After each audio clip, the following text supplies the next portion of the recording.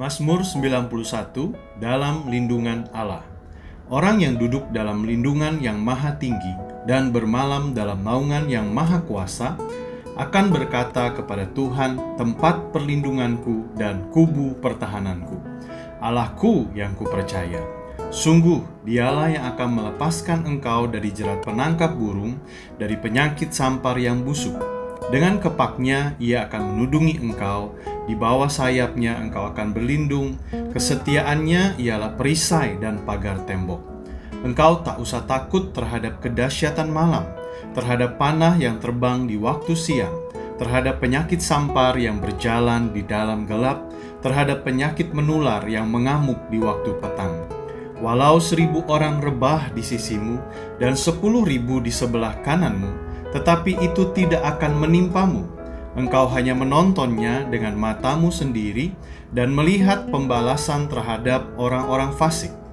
Sebab Tuhan ialah tempat perlindunganmu, yang maha tinggi telah kau buat tempat perteduhanmu. Malapetaka tidak akan menimpa kamu, dan tulah tidak akan mendekat kepada kemahmu. Sebab malaikat-malaikatnya akan diperintahkannya kepadamu untuk menjaga engkau di segala jalanmu.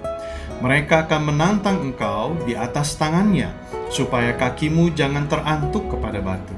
Singa dan ular tedung akan kau langkahi, engkau akan menginjak anak singa dan ular naga.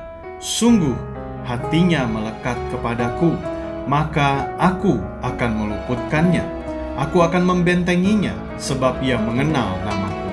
Bila ia berseru kepadaku, aku akan menjawab.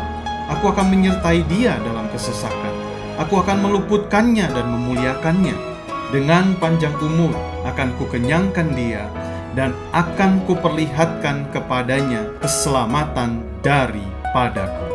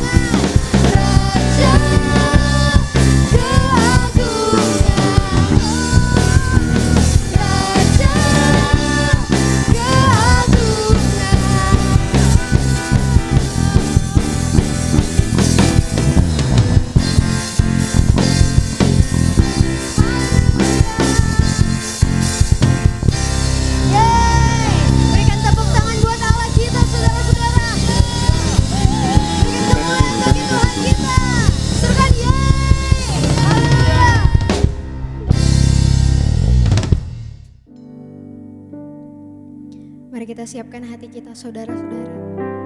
Kita mau lebih lagi menyembah Tuhan. Mari kita bawa hati kita lebih lagi. Kita buka hati kita. Mari rindukan hadirat-Nya lebih lagi. Kami buka hati kami Tuhan. Biarlah Roh Kudus yang bekerja menjamah setiap hati kami. Pada saat ini Tuhan.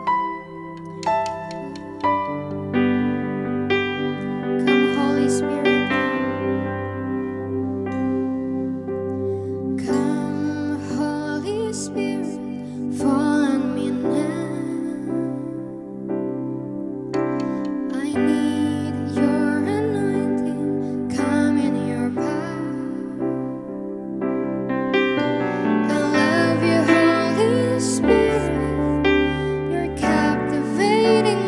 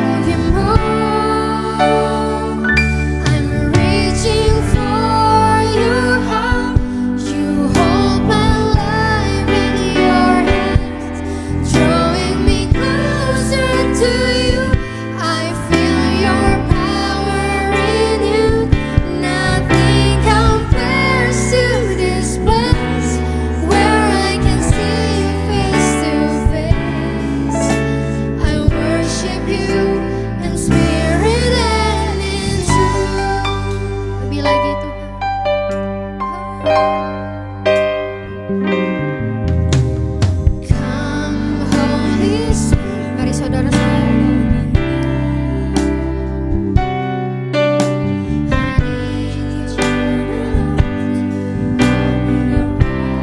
Kami rindukan Engkau.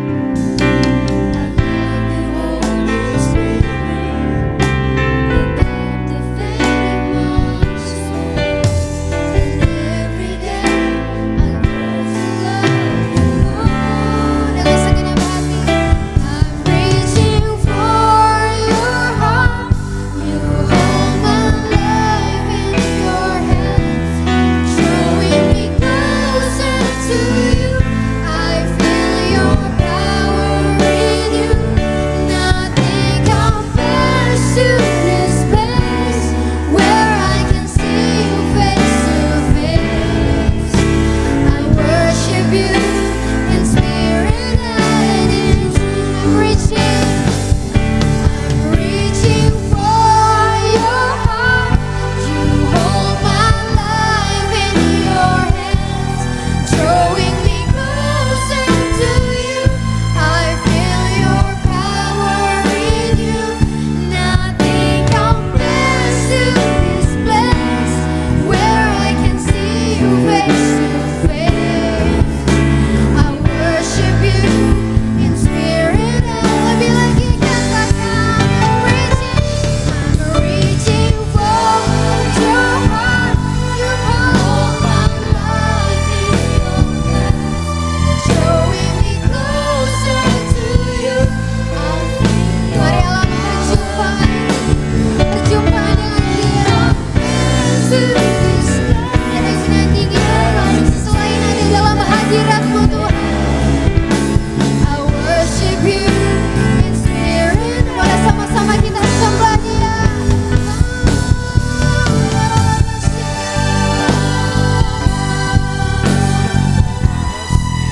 Kami berjumpa dengan Engkau Tuhan, menghampiri hadirat-Mu Tuhan. Pada saat ini dimanapun kami berada Tuhan, kami mau angkat tangan kami mau buka hati kami mau berjumpa dengan Engkau Tuhan. Kami mengalami Engkau Tuhan.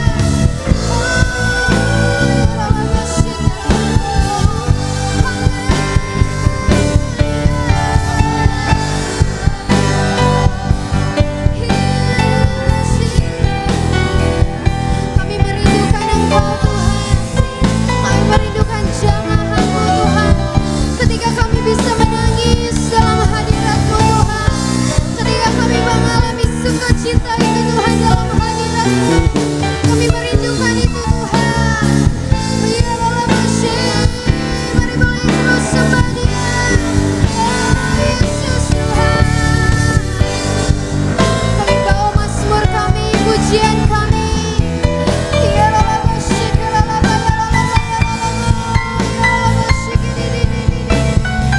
Engkau yang berbicara kepada setiap kami.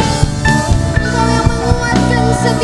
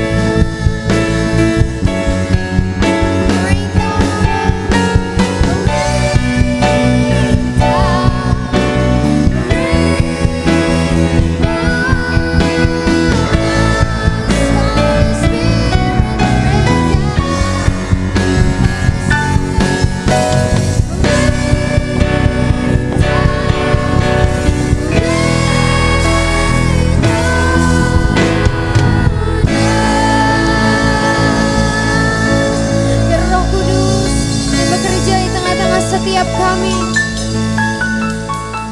Membuat hati kami tertuju, semakin tertuju dan terus tertuju kepada Engkau Tuhan.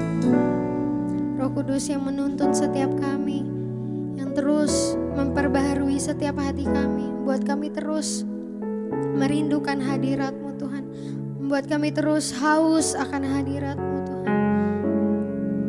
Buat kami mau duduk dalam hadirat-Mu Tuhan, mendengarkan firman-Mu lebih lagi Tuhan Yesus. Terima kasih Bapa, terima kasih Bapa, ini setiap kami buka hati kami Tuhan. Mendengarkan firman-Mu, firman-Mu yang menguatkan setiap kami, yang mengajar setiap kami Tuhan, menjadi pribadi yang lebih baik lagi Tuhan Yesus. Serupa dengan Engkau Tuhan. Terima kasih Bapa, hanya di dalam nama Tuhan Yesus kami berdoa, haleluya, amin.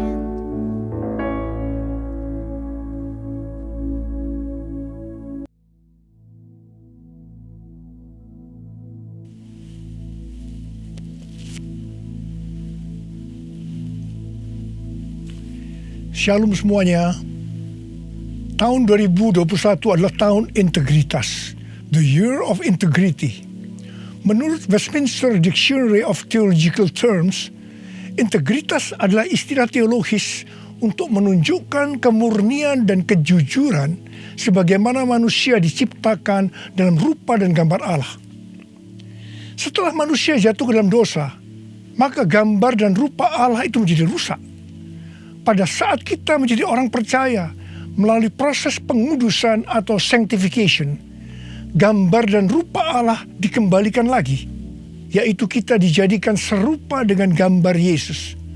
Oleh karena itu, kita harus mau diproses oleh Allah. Panutan kita untuk menjadi orang yang berintegritas adalah Tuhan Yesus, sebab dialah the man of integrity.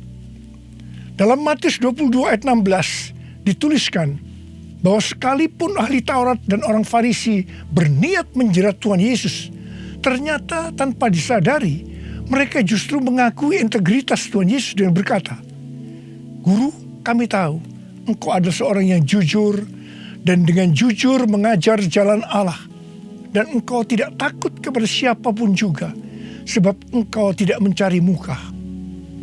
Kata seorang yang jujur dalam terjemahan New International Version menggunakan kata man of integrity atau orang yang berintegritas. Seorang yang jujur atau yang berintegritas itu artinya apa yang ada di dalam hatinya, di pikirannya, yang diucapkannya dan yang dilakukannya itu sama, selaras dengan pikiran Tuhan. Seorang yang berintegritas itu karena dia mengasihi dan takut akan Tuhan.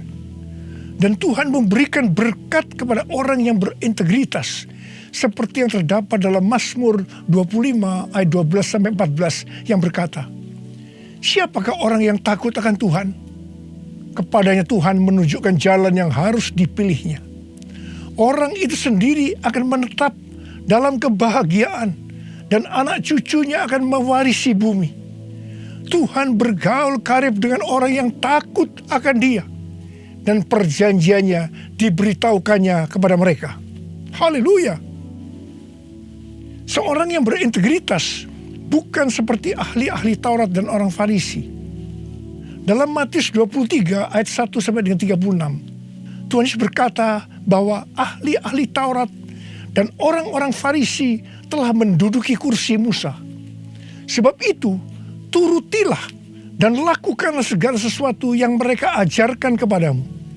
Tetapi janganlah kamu turuti perbuatan-perbuatan mereka, karena mereka mengajarkannya tetapi tidak melakukannya.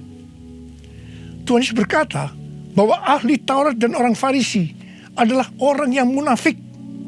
Di sebelah luar mereka tampaknya benar di mata orang, tetapi di sebelah dalam mereka penuh kemunafikan dan kedurjanaan. Tuhan Yesus berkata kepada ahli Taurat dan orang Farisi, "Hai kamu ular-ular, hai kamu keturunan ular beludak, bagaimanakah mungkin kamu dapat meluputkan diri dari hukuman neraka?" Saya juga akan mengingatkan kepada kita semua, terutama kepada para pengkhotbah, para guru, juga para pengajar. Kalau saudara mengajarkan kebenaran firman Tuhan, dan itu belum saudara lakukan, lebih baik dengan jujur diakui. Tahun 2021 menurut kalender Ibrani adalah tahun 5781 yang disebut juga sebagai tahun P Alef yang artinya 81. P atau angka 80 menggambarkan sebuah mulut. Tuhan Yesus mengingatkan kita dalam Matius 12 ayat 36 dan 37. Tetapi aku berkata kepadamu, setiap kata sia-sia yang diucapkan orang harus dipertanggungjawabkannya pada hari penghakiman. Karena menurut ucapanmu engkau akan dibenarkan, dan menurut ucapanmu pula engkau akan dihukum. Salah satu arti dari kata sia-sia adalah berdusta. Kalau kita mengajarkan kebenaran tetapi tidak dilakukan, itu sama saja dengan berdusta. Amsal 6 ayat 16 dan 17 berkata bahwa dusta itu perkara yang dibenci Allah. Amsal 11 ayat 1 berkata, neraca serong adalah kekejian bagi Tuhan, tetapi ia berkenan akan batu timbangan yang tepat. Neraca serong bisa diartikan sebagai berdusta, dan itu merupakan kekejian bagi Tuhan. Dalam Yakobus 2 ayat 17 dikatakan bahwa iman tanpa perbuatan pada hakikatnya adalah mati. Jadi kalau kita percaya kebenaran firman Tuhan, kita perkatakan tetapi tidak dilakukan, pada hakikatnya mati. Dan itu dilakukan oleh orang yang tidak berintegritas. Karena itu, saya mengajak saudara agar kita semua menjadi orang yang berintegritas. Mazmur 15 ayat 1 berkata, Tuhan, siapakah yang boleh menumpang dalam kemahmu? Siapa yang boleh diam di gunungmu yang kudus? Salah satu syaratnya adalah seperti yang terdapat dalam Mazmur 15 ayat 4 bagian B, yang diperuntukkan bagi orang yang berpegang pada sumpah meskipun rugi. Seorang yang berintegritas akan tetap berpegang pada sumpah meskipun rugi. Seorang yang berintegritas biasanya oleh kebanyakan orang dunia dianggap sebagai orang yang bodoh, sok suci, sok jujur, sehingga mengalami banyak kerugian dalam tanda petik. Kebanyakan orang dunia meskipun sudah berjanji atau bersumpah, tetapi kalau mereka menderita kerugian, mereka akan berbalik dan dengan segala macam cara akan mencari jalan supaya tidak merugi. Jadi hati-hati. Jangan sampai saudara terpancing atau tergoda melakukan hal-hal yang seperti itu. Seorang yang berintegritas akan melakukan seperti yang Daud lakukan dalam Mazmur 26 ayat 1 sampai dengan 3 yang berkata, berilah keadilan kepadaku ya Tuhan, sebab aku telah hidup dalam ketulusan kepada Tuhan. Aku percaya dengan tidak ragu-ragu. Ujilah aku ya Tuhan, dan cobalah aku.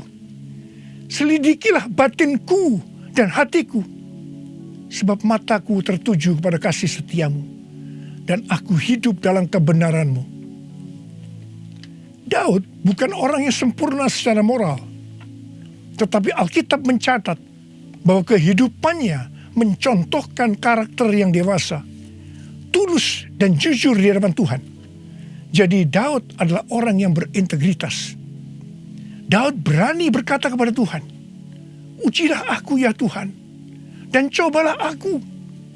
Selidikilah batinku dan hatiku, sebab mataku tertuju pada kasih setiamu, dan aku hidup dalam kebenaranmu.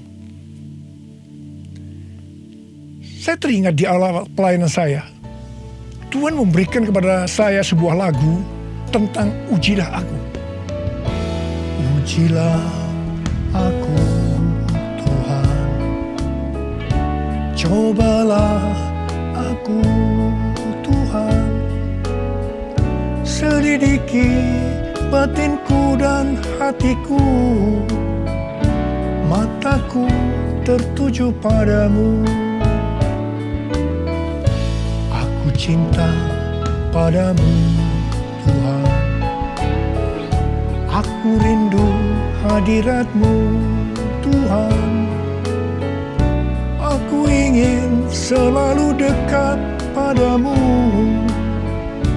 menikmati kehadiran-Mu. Menyanyi Hosana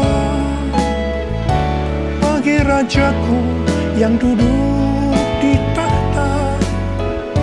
Aku muliakan dan ku agungkan, Kau layak disembah, Kau layak disembah, Kau layak disembah.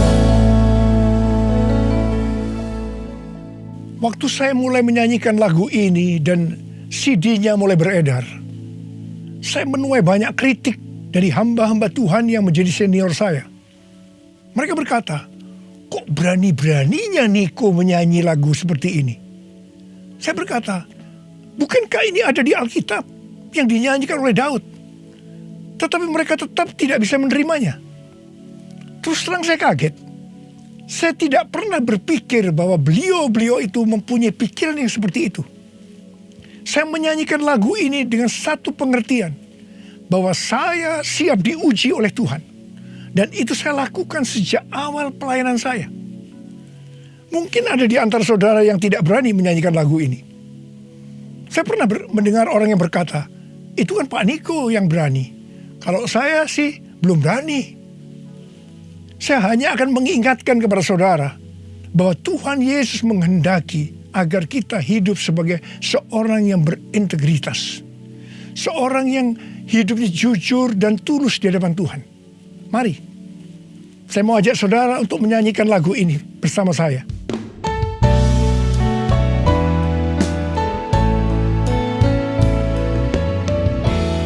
Ujilah aku, Tuhan.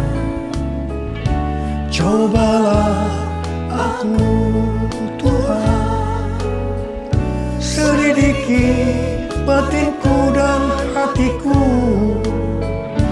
mataku tertuju padamu.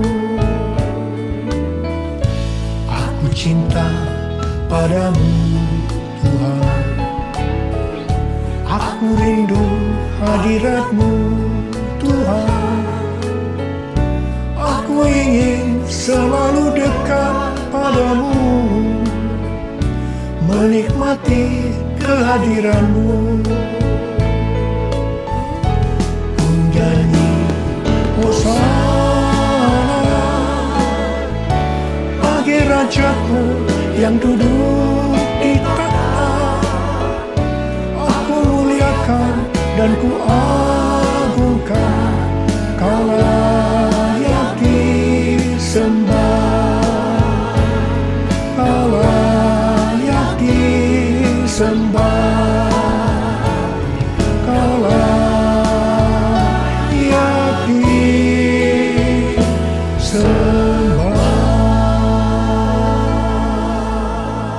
Seorang yang berintegritas adalah orang yang meyakini, memperkatakan dan melakukan iman Kristiani yang dia percayai.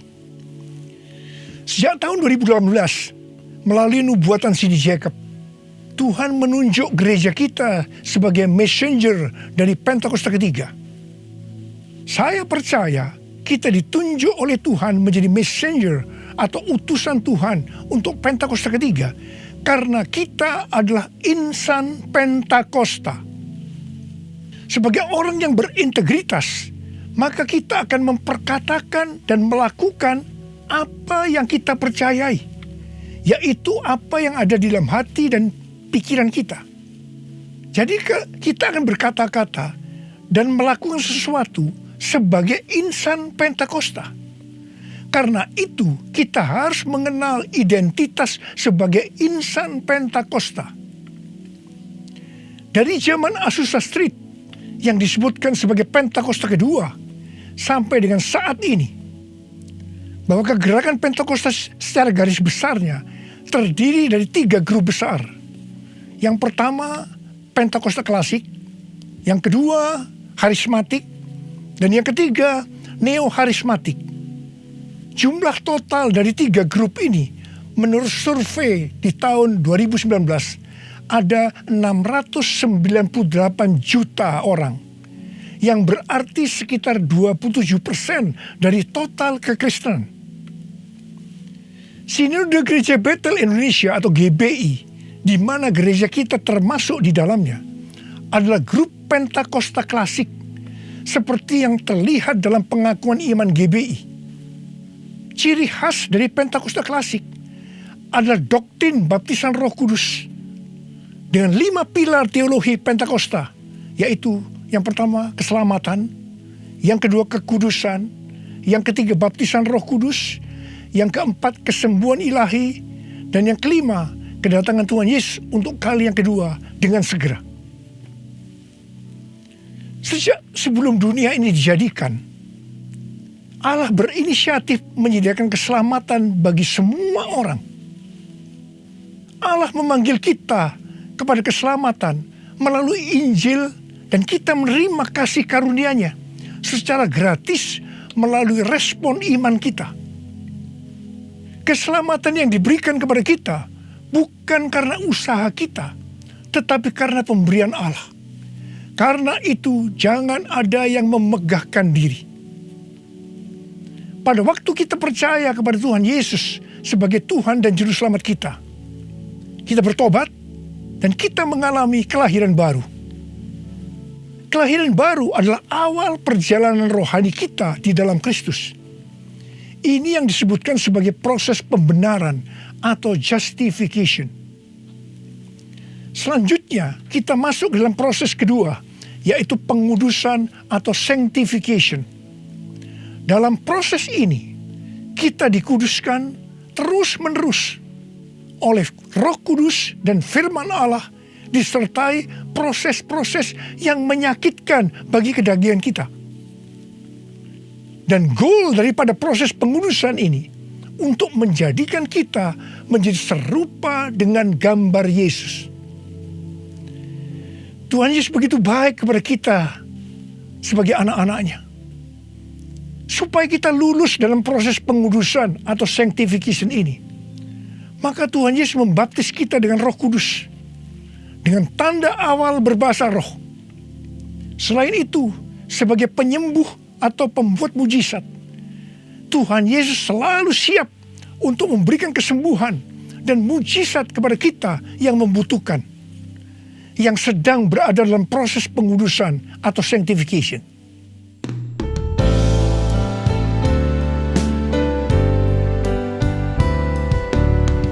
Kaulah Tuhan penyembuhku, Kaulah Tuhan penyembuh. Kau berfirman dan sembuhkanku. Kaulah Tuhan penyembuh. Kaulah Tuhan penyembuhku. Kaulah Tuhan penyembuh. Kau berfirman dan sembuhkanku. Kaulah Tuhan penyembuh. Proses terakhir dari proses keselamatan ini adalah proses glorification atau proses pemuliaan, di mana orang-orang yang menjadi serupa dengan gambar Yesus yang akan ikut dalam pengangkatan pada waktu Tuhan Yesus datang yang kedua kalinya di awan-awan. Kita percaya kedatangan Tuhan Yesus secara tiba-tiba dan dengan segera. Kita diingatkan melalui Filipi 2 ayat 12 dan 13 yang pada prinsipnya berkata, kerjakanlah keselamatanmu dengan takut dan gentar, karena Allah lah yang mengerjakan di dalam kamu baik kemauan maupun pekerjaan menurut kerelaannya. Baptisan Roh Kudus adalah bagian yang paling penting dari 5 pilar teologi Pentakosta, yang sekaligus menjadi bagian sentral dari seluruh pengajaran insan Pentakosta. Kita percaya bahwa setiap orang percaya yang telah disucikan hatinya dapat mengalami baptisan Roh Kudus dengan tanda awal berbahasa roh. Tujuan dari baptisan Roh Kudus ini adalah agar pengurapan di dalam pelayanan lebih maksimal. Karena baptisan Roh Kudus ini memiliki 2 fungsi, yaitu supaya kita lebih intim dengan Tuhan Yesus dan akan memberikan kuasa untuk menyelesaikan amanat agung. Dalam Matius 12 ayat 31 dan 32, Tuhan Yesus berkata, "Sebab itu aku berkata kepadamu, segala dosa dan hujat manusia akan diampuni, tetapi hujat terhadap Roh Kudus tidak akan diampuni. Apabila seorang mengucapkan sesuatu menentang anak manusia, ia akan diampuni. Tetapi jika ia menentang Roh Kudus, ia tidak akan diampuni. Di dunia ini tidak, dan di dunia yang akan datang pun tidak." Menentang dan menghujat Roh Kudus di sini juga bisa berarti menentang dan menghujat bahasa roh. Jadi kalau ada yang tidak percaya dengan bahasa roh, jangan menghujat, jangan menentang. Lebih baik banyak berdoa. Sekarang ada orang yang membuat bahasa roh sebagai bahan lelucon supaya orang tertawa. Saya hanya akan mengingatkan kepada saudara yang melakukan seperti ini, supaya saudara bertobat dan minta ampun kepada Tuhan. Roh Kudus yang dicurahkan di kamar loteng Yerusalem 2000 tahun yang lalu, itu adalah untuk memberikan kuasa untuk melakukan amanat agung. Ini disebutkan sebagai Pentakosta pertama.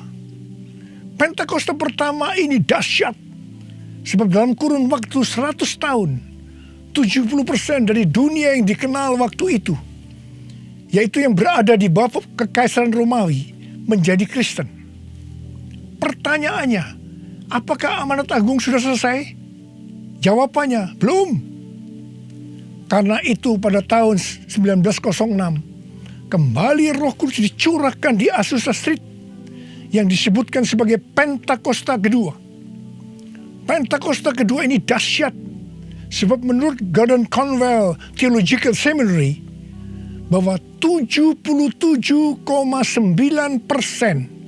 dari kekristenan yang ada pada saat ini dimulai dari awal abad 20, yang berarti ini dimulai dari peristiwa pencurahan Roh Kudus di Azusa Street atau Pentakosta kedua.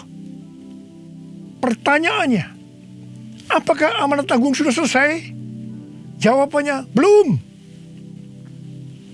Karena itu, hari-hari ini, Roh Kudus yang jauh lebih dahsyat dibanding dengan Azusa Street sudah dicurahkan. Dan ini yang disebut dengan Pentakosta ketiga. Dan saya percaya dengan Pentakosta ketiga ini, amanat agung akan selesai dan Tuhan Yesus akan datang kembali. Mari, saudara yang rindu dipakai oleh Tuhan untuk menyelesaikan amanat agung, kita sama-sama berkata kepada Tuhan, curahkan Roh Kudus-Mu ya Tuhan, api Pentakosta ketiga, supaya kami menyelesaikan amanat agung Tuhan Yesus. Maranatha, datanglah segera ya Tuhan.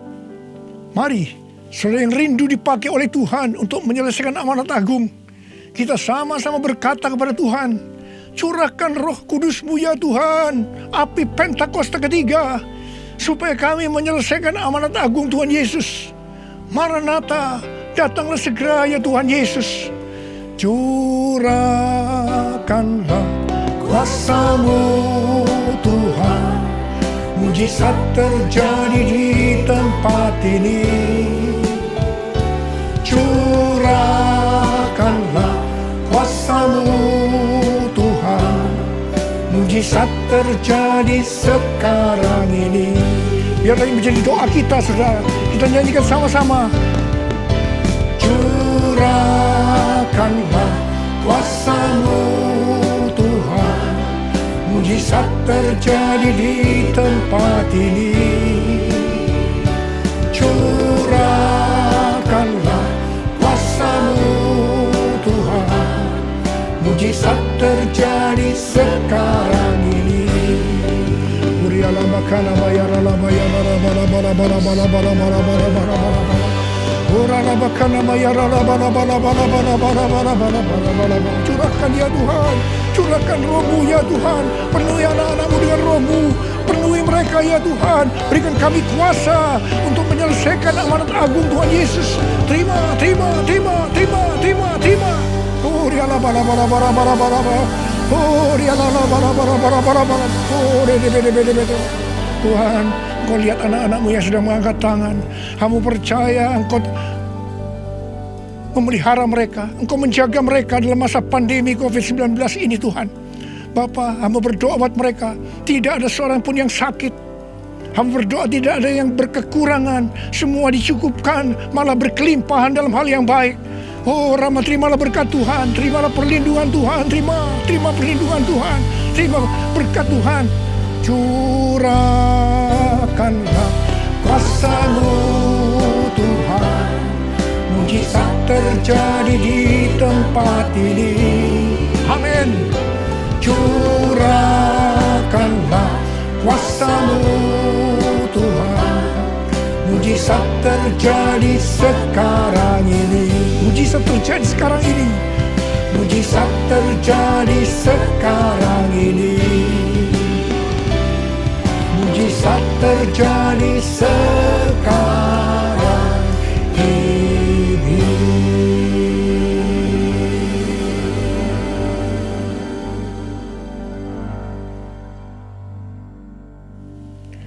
Mari saudara-saudara, kita akan masuk dalam perjamuan kudus. Kita akan mengingat ayat ini. Setiap kali kamu makan roti ini dan minum cawan ini, kamu memberitakan kematian Tuhan sampai Ia datang. Perjamuan kudus ini adalah perjamuan Tuhan Yesus sendiri. Setiap kali kita masuk dalam perjamuan kudus, Tuhan Yesus selalu berkata, biarlah ini menjadi peringatan akan daku. Karena itu mari, arahkan hati kita kepada kebaikan Tuhan. Kita akan mengingat kebaikan Tuhan. Mari kita tundukkan kepala. Bapa, siapakah kami ini sebelum kami mengenal Engkau? Kami semua orang berdosa. Upah dosa adalah maut, mati.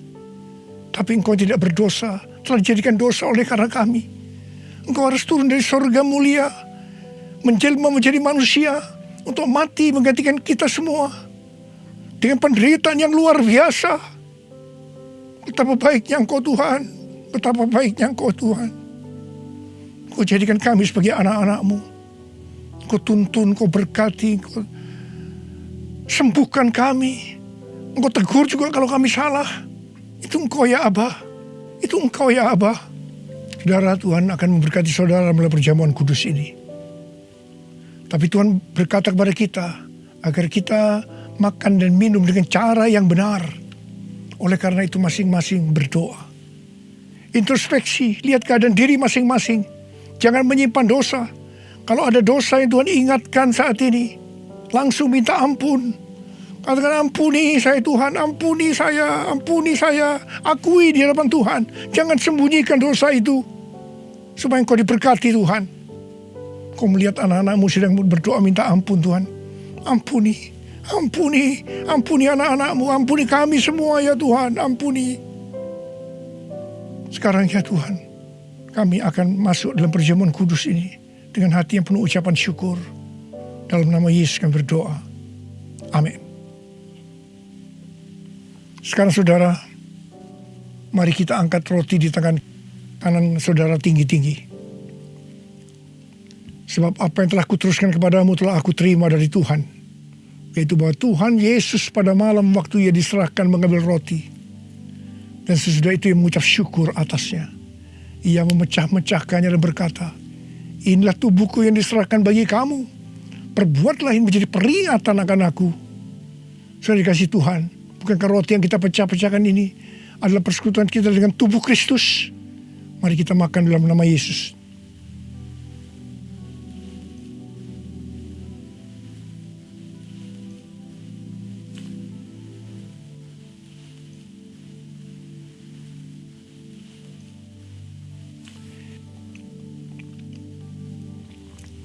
Sekarang angkat cawan di tangan kanan saudara tinggi-tinggi. Demikian juga yang mengambil cawan sesudah makan lalu berkata, cawan ini adalah perjanjian baru yang dimeteraikan oleh darahku. Perbuatlah ini setiap kali kamu mau minumnya menjadi peringatan akan aku. Sudah dikasih Tuhan, bukankah cawan pengucapan syukur yang atasnya kita ucapkan syukur adalah persekutuan kita dengan darah Yesus? Mari kita minum dalam nama Yesus.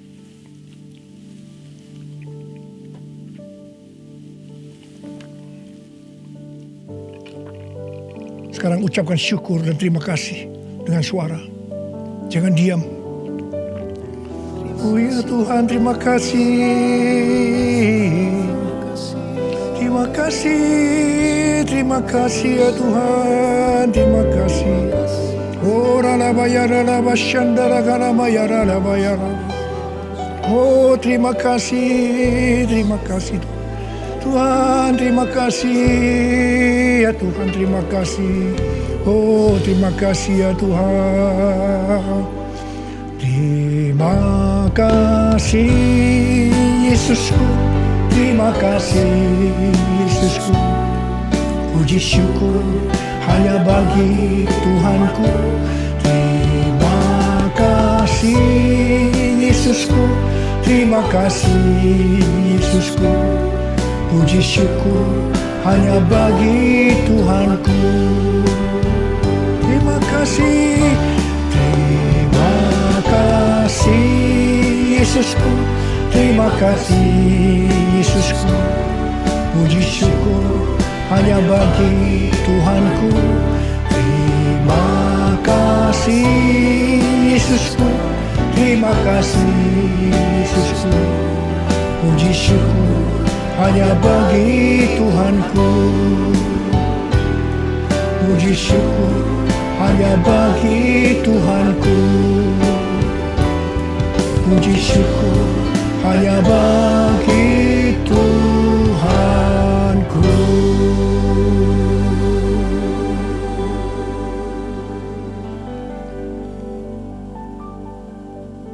Sekarang terimalah berkat Tuhan. Kasih karunia yang berlimpah-limpah daripada Allah Bapa dalam Anak yang tunggal Yesus Kristus. Persekutuan yang manis dengan Roh Kudus menyertai saudara sekalian mulai hari ini sampai Tuhan Yesus datang menjemput kita di awan-awan dan bahkan sampai selama-lamanya. Yang percaya bersama-sama katakan amin.